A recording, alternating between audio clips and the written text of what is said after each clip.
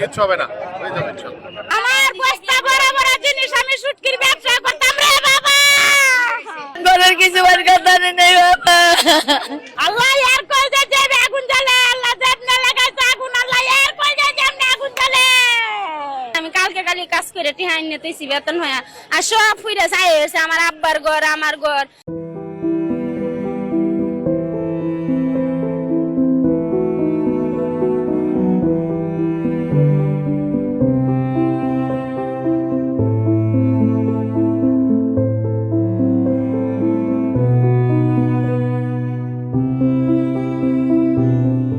তিনটা দোকান আছে, 14টা ঘর আছিল। ঘরের কিছু বার কথা নেই বাবা। আচ্ছা জামাতে ইসলামে ইয়াতে নিয়ে পুরান থানার বগলে নিয়ে 12 নম্বর 2000 টাকা দিয়েছিলাম গো। বৃষ্টি ভিজা ভিজা ভিজা সাইডে বাবার কথা নাই,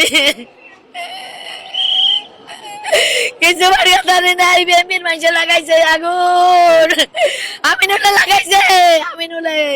আমিনুলের কাছে 5 দিন গেছি, আমিনুলের কাছে তোমাকে আমি কেস দিয়ে দিই। আর কুত্তা লাগাই আপনার ঘরে আমি কেস দিয়ে দিব। আপনি এত রাত আইছেন, 10টা বাজে গেছি, আপনার ঘরে আমি কেস দিয়ে দিই। মন্ত্রী মহোদয় ভাই চাইছেন কেস দিয়ে দিই। আমগুলোকে দেখা করেন, বলে মরছে, বলে অসুস্থ হয়ে গেছে। আপনার টোটাল কি পরিমাণে ক্ষয়ক্ষতি হয়েছে সেটা ও বাবা, আমার 20-25 লাখ টাকা ক্ষতি হয়েছে। এরকম আর কয়জন আপনার মতো অনেকে সবাই ডুবে গেছে। সবার কিছু বাড়ি কথা নেই কেউ। ঈদ করবেন কিভাবে এখন 2 দিন পরে? কি করবো, আল্লাহ কথা দেব না। ভাই কি পরিমাণের ক্ষয়ক্ষতি আমরা দেখতে পেয়েছি, যেখানে আসলে কিছুই অবশিষ্ট নাই। তারপর কি বলেন যে আসলে কি পরিমাণের? আমরা যে সময় দেখছি আমাদের বাসার সামনে হইলো, যখন শুনলাম যে আগুন লাগছে, ঢাকায় আগুন লাগছে, তারপর আমরা দৌড় দিয়ে আইলাম। দৌড় দিয়ে আমরা নিবানোর চেষ্টা করছি। ওই সময় ফায়ার সার্ভিসের কোনো খবর নাই। নিম্ন 1 ঘন্টা থেকে 1.5 ঘন্টা পর ফায়ার সার্ভিসের গাড়ি আইলো।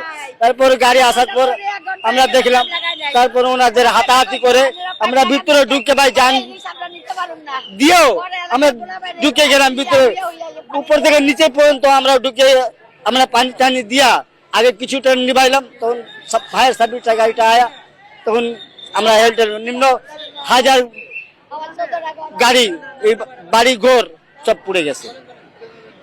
এখন মনে করেন গ্যারেজ ছিল, রিক্সায় গ্যারেজ, অনেক মাল সামান, পলি, কারখানা, এগুলো সব মানে পুড়ে গেছে। নিম্ন ভাই আমি প্রায় আজকে 2.5 ঘন্টা ধরে ভাই আমি এই যে কাপড় ভিজাই আছে আমার। আপনারা তো এখানে ছিলেন, কেউ মারা টারা গেছে কিনা বা ক্ষতি হয়েছে কিনা? মারা তো গেছে, 2 জন স্ট্রোক করে মারা গেছে ভাইজান, একজন হাসপাতালে গেছে, এই তো বলতে পারি। আমরা খাইতে বইছি, আরে আমরা ঘরের পিছনে বাঙ্গারির দোকানে আগুন লাগছে। আমরা ফুলা ফানলে বাইরে, তাই না আমার 20,000 টাকা যাওয়াটা সব পুড়ছে। আমি কালকে কালি কাজ করে টিহাই নিতেছি বেতন হয়া, আর সব ফুইরা চাই হয়েছে আমার আব্বার ঘর, আমার ঘর। খালি হিন্দনে জামাটা লয়ে বাইরেছে, আর উন্নাটা আরেকজনে দিছে আমারে। হঠাৎ করে আসলে আগুনটা লাগলো কিভাবে? হঠাৎ করে আমরা খাইতে বসি, বাদে মাংসকে আগুন লাগছে, বাদে আমরা বাইরেতে হারিনি, এত বড় আগুন হয়েছে। বাদে আমরা কিছু মধ্যে জান্ডা লয়ে ফুলা ফান্ডিরে লয়ে বাইরেছি, আন্ডা গুন্ডা কারেন্ট নাই, সব পুরা চাই হয়েছে। বাদে হানির গাড়ি আইছে, আর আমরা 2টা ঘর হচ্ছে, 2 জিনিস সব মানে একটা সুতা আমরা বাইর করছি না, খালি জান্ডা লয়ে আইছি। আমরা তো এসে দেখি আগুন জ্বলতেছে, ফায়ার সার্ভিসের গাড়ি আসছে একটা, যদি লগে লগে 3-4টা আসতো তাহলে নিয়ন্ত্রণ হয়ে যেত।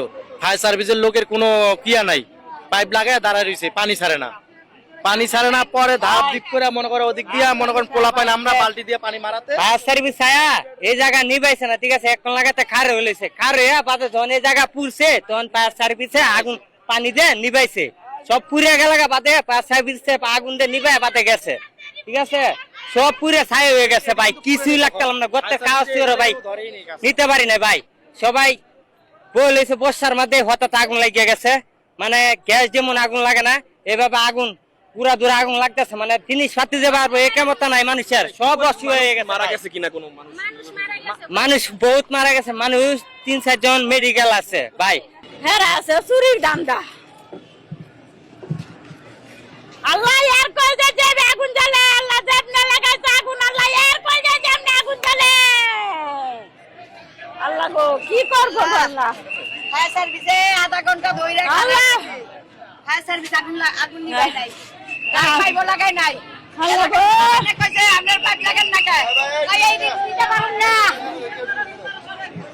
আল্লাহ গো আপনার ঘর পুড়ে গেছে আমার ব্যবসার সব শেষ এবার পোলা পাইনে পাইপ আমার বস্তা বড় বড় জিনিস আমি শুটকির ব্যবসা করতাম রে বাবা সব শেষ আমার নাই আগুনটা লাগলো কিভাবে বৃষ্টির মধ্যে বাবা এইবার আমার বাইশটা গরু লয়ে গেছে আমি বাইশটা গরু লয়ে গেছি বিলাই যাই দেখে গরুটা কিরম দাম দর করতেছে গরুটা দেখে আচারা ফান টান কাওয়াই দিছে গরুটা দেখে গরু ফানে বাটাটা কুলে আরো ফান খাইতেছি আর ওটি লেসু আনছে আমার নাতিটি লাগি লয়ে যাইতাম বাবাইছি ফানটা বানছি আর ফানটা মুহ দিছি এমনি শিক্ষাটা দিছে আগুন লাগেছে ফাওয়ার জুতা দিয়েও বাইর করছি না চালায় বাইর হইছি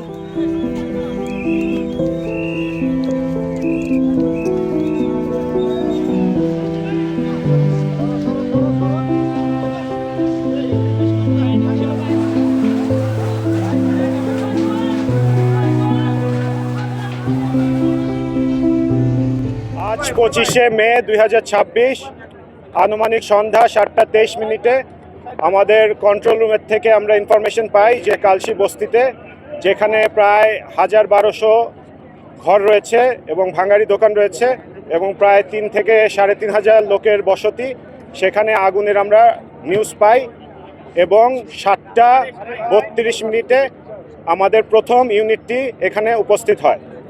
পরবর্তীতে আগুনের ভয়াবহতা দেখে আরও 14টি অর্থাৎ টোটাল 15টি ইউনিট এবং প্রায় 123 জন ফায়ার ফাইটার এবং স্থানীয় জনগণ, ভলেন্টিয়ার, পুলিশ, র্যাব, সেনাবাহিনীর সহায়তায় আমরা 9:35 আগুন নিয়ন্ত্রণে আনতে সক্ষম হই। আগুন সম্পূর্ণ নির্বাপন করতে আরও কিছু সময় লাগবে, কারণ আপনারা দেখতেই পাচ্ছেন যে ভিতরে ছোট ছোট আগুন দেখা যাচ্ছে এবং যেহেতু রাস্তাগুলি খুব ন্যারো ছিল এবং ঘরবাড়ি ভেঙে যাওয়ার কারণে রাস্তাগুলি বন্ধ হয়ে গেছে, তো সেই আগুনের সূত্রগুলিতে পৌঁছাতে আমাদের একটু সময় লাগছে, বাট আমরা কিছুক্ষণের মধ্যেই হয়তোবা আগুন সম্পূর্ণ নির্বাপন দিতে পারবো। আগুনের ক্ষয়ক্ষতির পরিমাণ বা আগুনের সূত্রপাত কিভাবে হয়েছে তা এখনো জানা যায়নি, তদন্ত সাপেক্ষে এটা পরবর্তীতে জানানো সম্ভব হবে। সন্দেহ অমূলক নয়, আমরা এটাকে খতিয়ে দেখছি। ইতিমধ্যে আমরা আমাদের পুলিশ কমিশনার, আমাদের এখানে ডিসি এবং আমাদের ফায়ার সার্ভিসের ডিজি সহ তারা সার্বক্ষণিকভাবে আগুন নিয়ন্ত্রণের জন্য কাজ করেছেন। আলহামদুলিল্লাহ আগুনটা নিয়ন্ত্রণে এসছে, বাট এটার পিছনে খতিয়ে দেখছে। অলরেডি আমরা যতটুকু শুনেছি যে এখানে প্রায় 3-3,500 পরিবারের বসবাস, এখানে ভাঙ্গারি দোকান ছিল প্লাস্টিক, যার কারণে বাতাসের হাওয়া থাকাতে আরো বেশি আগুন ছড়িয়ে গেছে।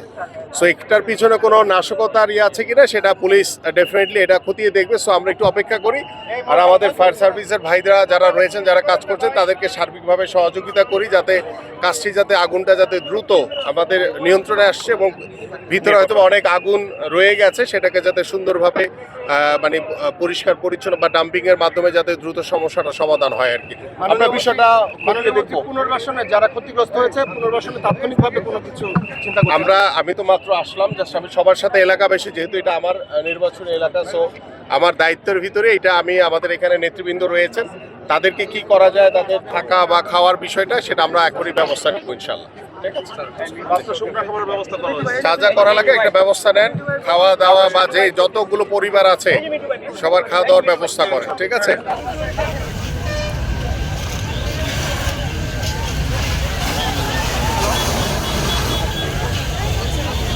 আসলে আবারও